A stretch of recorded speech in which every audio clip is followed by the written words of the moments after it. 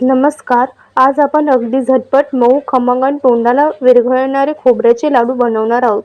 तर तुम्ही ही रेसिपी शेवटपर्यंत नक्की बघा. तर इथे बघा, मी इथे ओले खोबरं घेतलंय. आता मी मापून बघते बाऊलने की किती प्रमाण होतात. आता ही 1 वाटी अशी दाबून घ्यायची आणि एका भांड्यामध्ये घातलंय मी. आता मी दुसरी वाटी घेते. तर असे 4 वाटी ओलं खोबरं झालंय. आता मी भाजायला घेते. तर इथे कढईमध्ये मीडियम पॅनवरती मी 2 चमचे तूप घालते. आता ह्यामध्ये मी ओलं खोबरं घालते. आता हे खोबरं चांगलं भाजून घ्यायचं आणि स्लो फ्लेमवरती चांगलं भाजून घ्यायचं. हाय फ्लेमवरती भाजू नका, नाहीतर खोबरं करपेल. आणि कंटिन्युअसली असं ढवळतच राहायचं. आणि हे लाडू तुम्ही उपवासालाही खाऊ शकतात. आणि तसंच हे पौष्टिक लाडू आहे. हे बघा, खोबऱ्याचा रंग थोडा बदललाय, म्हणजे खोबरं भाजलंय. आता ह्यामध्ये मी गूळ घालते. गूळ चांगला वितळला पाहिजे, म्हणून स्लो फ्लेमवरती भाजतच बसायचं जोपर्यंत गूळ वितळत नाही. हे बघा, गूळ चांगला वितळला आहे. आणि हे बघा, खाली पाणी पाणी आहे, सुकं व्हायला पाहिजे. तर असंच ढवळत राहायचं स्लो फ्लेमवरती.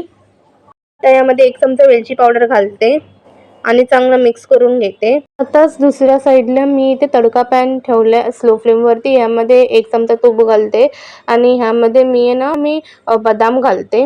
बदाम भाजून घेते. आता ह्यामध्ये घालते मी काजू. चांगलं भाजून घेते. हे बघा, चांगलं भाजून झालंय. आता मी हे त्या मिश्रणमध्ये घालते. चांगलं मिक्स करून घ्यायचं आणि आता ह्यामध्ये घालते मी मनुके. हे बघा, तर हे मिश्रण रेडी झालंय. आता मी हे गॅस बंद करून ठेवते आणि मिश्रण कोमट राहू दे.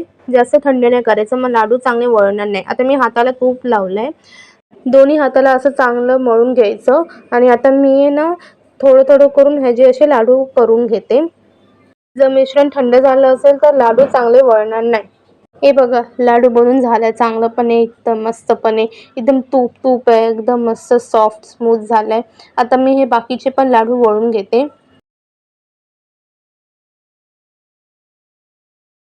बघा, काय मस्त झालंय, एकदम सॉफ्ट स्मूथ, एकदम तोंडावर पाणी सुटेल तुमच्या.